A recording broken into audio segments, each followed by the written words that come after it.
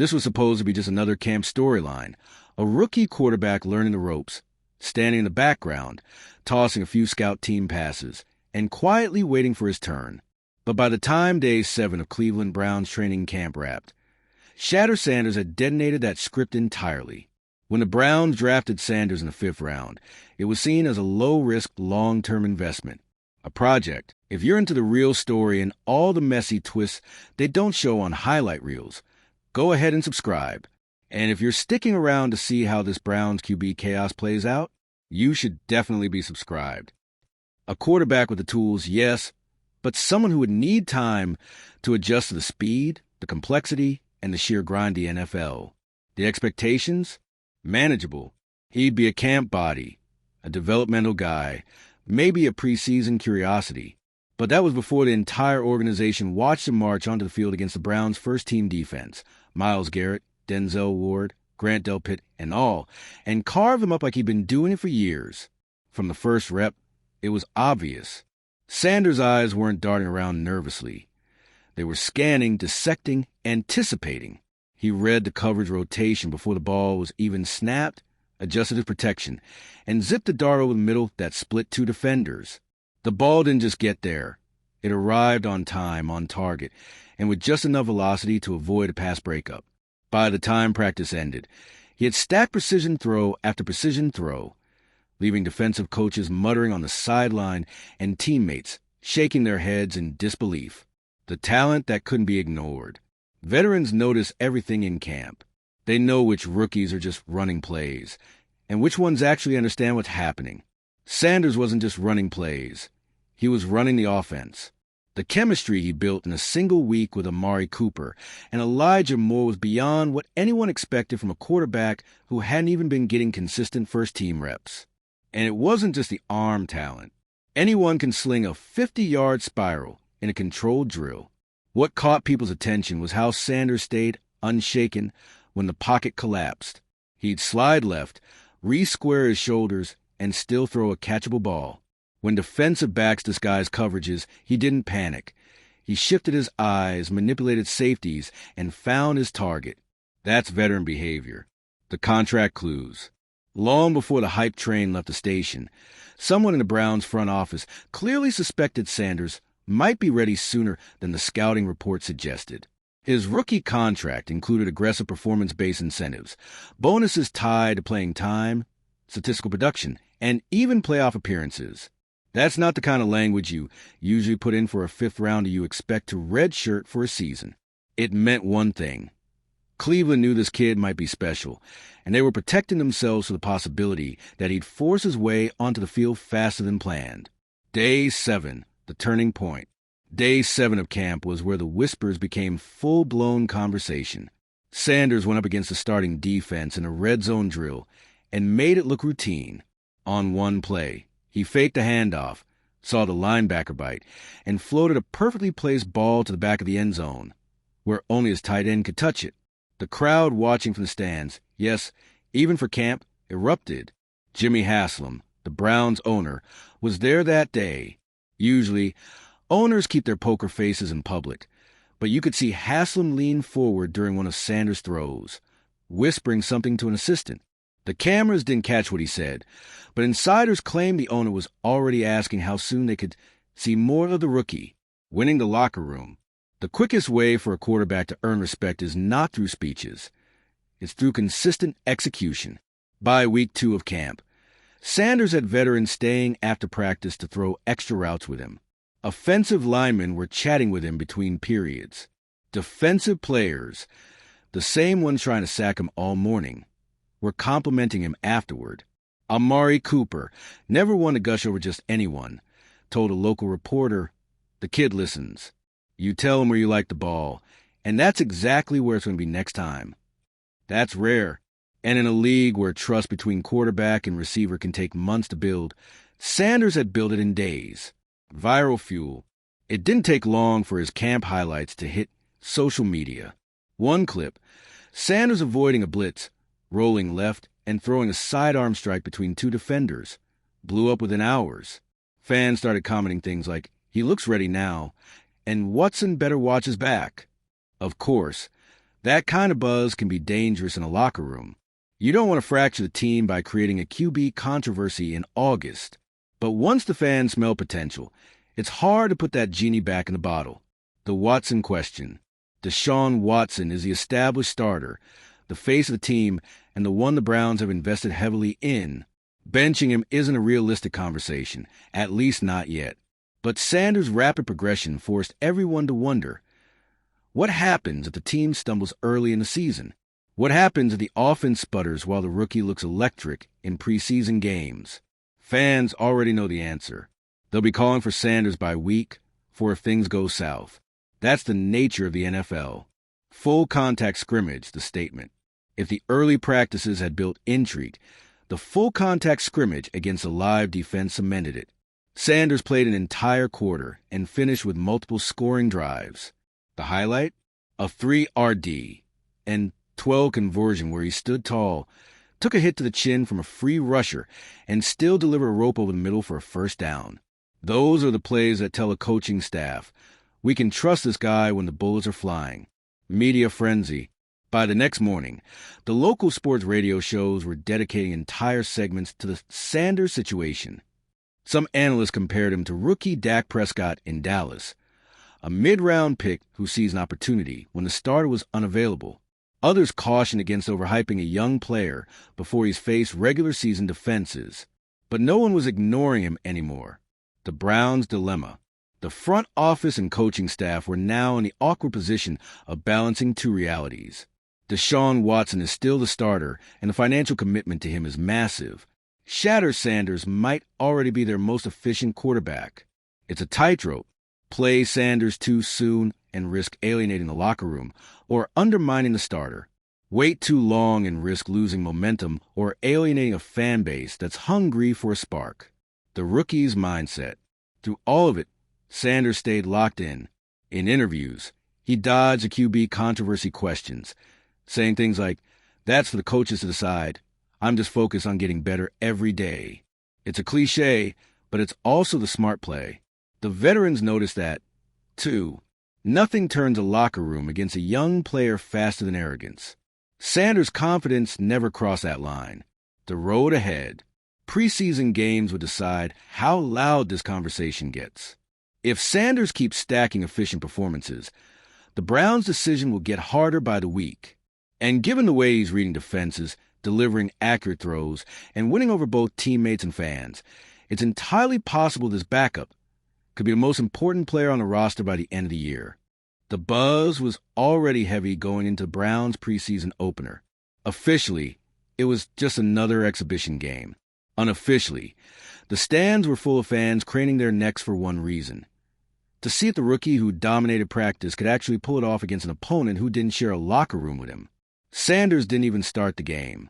Stefanski stuck with the depth chart order, letting the veterans take the first 2 drives. But by the time Sanders jogged onto the field late in the first quarter, there was a noticeable shift in energy.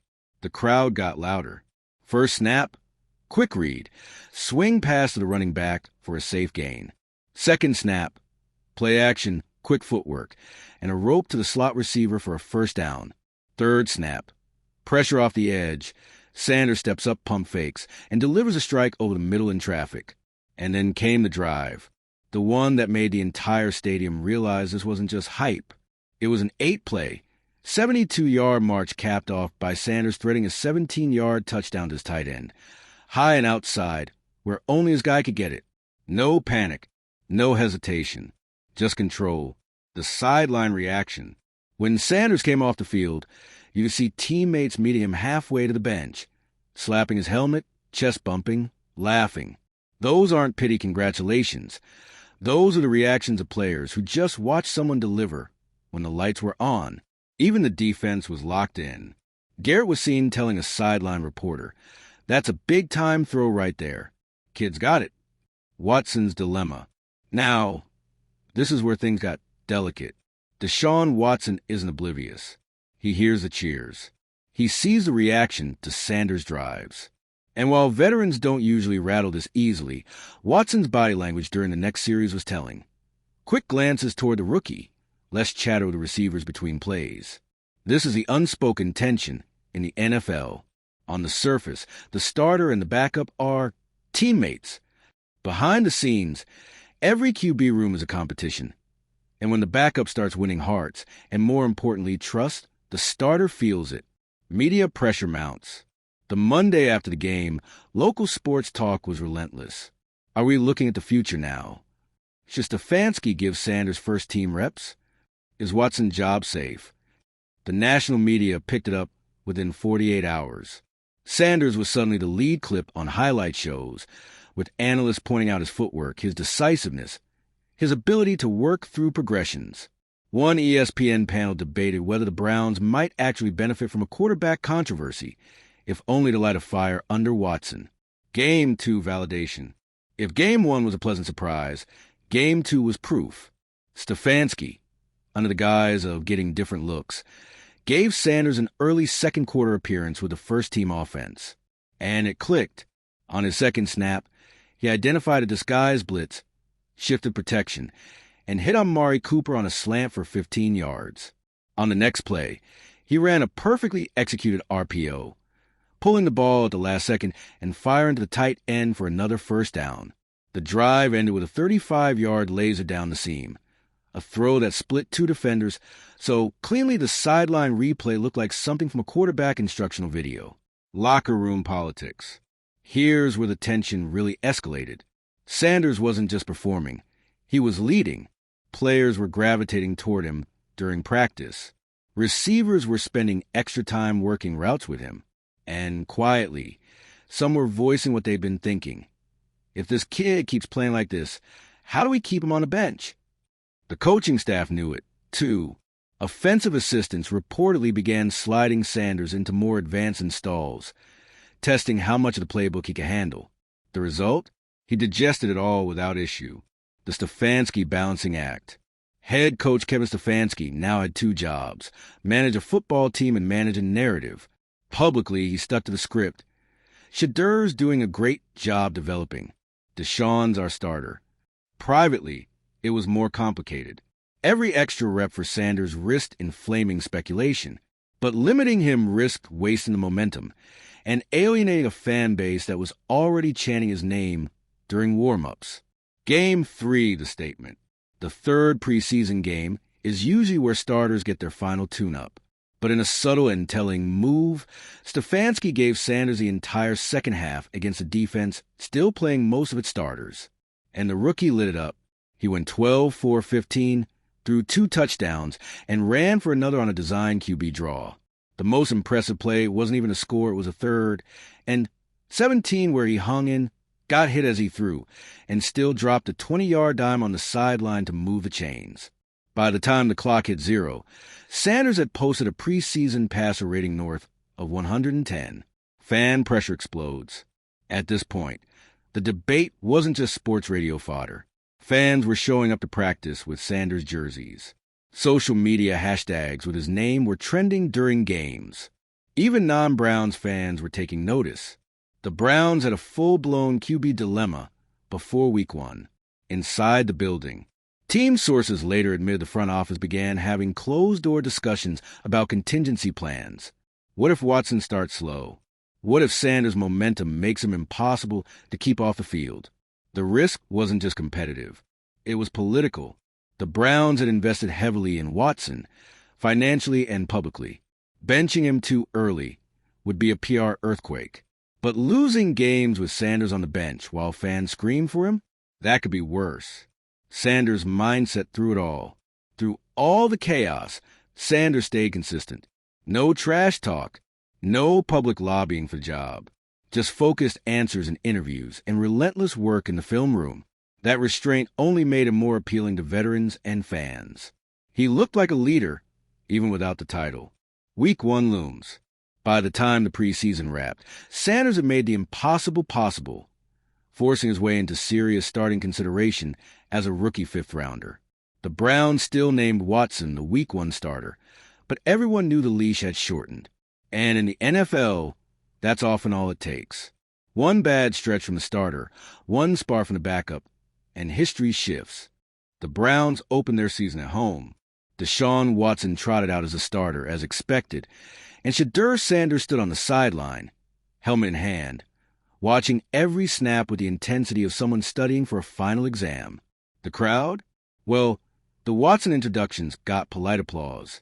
But the moment Sanders' face flashed on the Jumbotron, you could hear the noise spike, an unmistakable signal from fans about where their excitement was pointed. Watson's first drive was serviceable but unspectacular. Checkdowns, safe reads, a couple of stall plays. On the second drive, the offense sputtered again and the boos, faint but real, began to mix with the applause. Sanders stayed cool, offering encouragement, slapping backs, and studying the defense from the bench. Cleveland eked out a win, but the box score told the truth. Watson didn't light it up. And in a football city as impatient as Cleveland, the murmurs were already starting. Inside the film room, the Monday film review was telling. Sanders sat toward the back, but he spoke up twice, pointing out defensive tendencies the starters had missed. The room noticed. Watson noticed. So did the coaching staff. You can't fake that kind of football IQ. Not in a room full of professionals. And when the rookie starts offering insights that help even the veteran QB, that's when players start whispering. Maybe he could run this thing right now. Week 2, the first crack. The Browns hit the road against a division rival. It was a tight, ugly game, one of those defensive slugfests where points were precious. By halftime, Watson had thrown for less than 70 yards, and the offense looked stuck in mud. Midway through the third quarter, Watson took a hard sack and came up slow. Trainers went out. Stefanski waved in the backup. The stadium camera caught it. Shedeur grabbing his helmet and jogging onto the field. The very first play action, quick drop, and a laser to Cooper for 18 yards. The drive didn't end in a touchdown, but the offense moved, something it hadn't done all day. Sanders finished the quarter for 5, looking calm and decisive. When Watson returned in the fourth, the difference in rhythm was obvious. The post-game press conference lit up with questions. Coach, is there any scenario where Sanders starts next week? Stefanski kept it neutral, but you could hear the strain. Locker room divide. By week 3, you could sense two camps forming, not in a hostile way, but in a natural way football locker rooms gravitate toward the guy they think can win them games. Some veterans were sticking with Watson, valuing his experience and leadership. Others, especially younger players and skill guys, were quietly saying, the rookie moves the ball. That's who I want in there. It wasn't mutiny yet, but it was becoming a real factor. Week 3, the spark. Cleveland was down by 10 late in the third quarter. Watson had been average, not awful, but Stefanski decided to give Sanders some snaps to keep him fresh. In reality, it felt like a trial run. First series, 7 plays, 65 yards, capped by a gorgeous 27-yard back shoulder fade for a touchdown. The crowd erupted. Sanders jogged to the sideline, stone-faced, as if it was just business. Post-game, Stefanski insisted, Deshaun is our starter, but everyone knew the clock had started ticking. The business side. Here's the thing most fans miss. Quarterback controversies aren't just about football. They're about politics and money. Watson's contract was massive and guaranteed. Benching him early could cause friction with ownership, and ownership doesn't like admitting they might have made a mistake. But the front office had also signed Sanders to that incentive-heavy rookie deal. If he played, it would cost them, but if he won, it would be the best bargain in the league. Jimmy Haslam, the owner, was suddenly in a position where loyalty to one investment was at odds with the potential of another. And Andrew Berry, the GM who drafted Sanders, was sitting back, watching his pick make him look like a genius. Week 4, the turning point. Facing an aggressive pass rush, Watson struggled early. 2 turnovers in the first half put Cleveland in a hole. Stefanski had a choice. Stick with the starter and risk the game, or throw the rookie in and risk the season's political balance. He chose the rookie. Sanders didn't just manage the game. He flipped it. He threw 2 touchdowns in the second half, ran for 40 yards on scrambles, and, most importantly, won. The locker room after the game was buzzing. Watson was diplomatic in interviews, but no one missed a look in his eyes when reporters asked about the possibility of a quarterback competition. The league takes notice. By now, Sanders wasn't just a Cleveland story. He was a league story. National shows were debating whether the Browns should pull a Brady over Bledsoe scenario, where the young guy takes over and never looks back. Former players were chiming in on social media, praising Sanders' composure. Analysts broke down his mechanics and decision-making like they were studying a 10-year vet. And the fans? They'd already made up their minds. In their eyes, Sanders was a future. The only question was how soon it would start. Watson's leash shrinks. Stefanski tried to settle things by naming Watson the starter for Week 5, but privately, everyone knew this was a trial period. One bad game could flip the script permanently. Watson came out sharper, but Sanders still got a few snaps, officially to give him experience, but unofficially to keep the crowd engaged. And every time he took the field, the decibel level in the stadium jumped. The locker room shift. Something subtle but important happened around this time. Sanders started leading meetings. Not officially, but when the QB group broke down tape, he was asking the questions, pointing out coverage tendencies, even correcting minor route adjustments with receivers. This was no longer a rookie learning in the background. This was a quarterback ready to run the huddle full time. The Watson decision. By mid-season, the writing was on the wall. The Browns were in playoff contention, but it wasn't because of high-octane offense. It was in spite of it. Stefanski, Barry, and Haslam met privately. The choice was brutal. Protect the investment or chase the wins. When Week 9 rolled around, the announcement came down. Shedeur Sanders will start this week due to matchup considerations. Everyone knew what that meant. The kid had taken the job. Sanders' first official start. It was electric. The offense looked alive from the first snap. The timing was crisp. The play calling was more aggressive. And Sanders delivered on every key drive. He threw for over 300 yards and 2 touchdowns, adding another on the ground.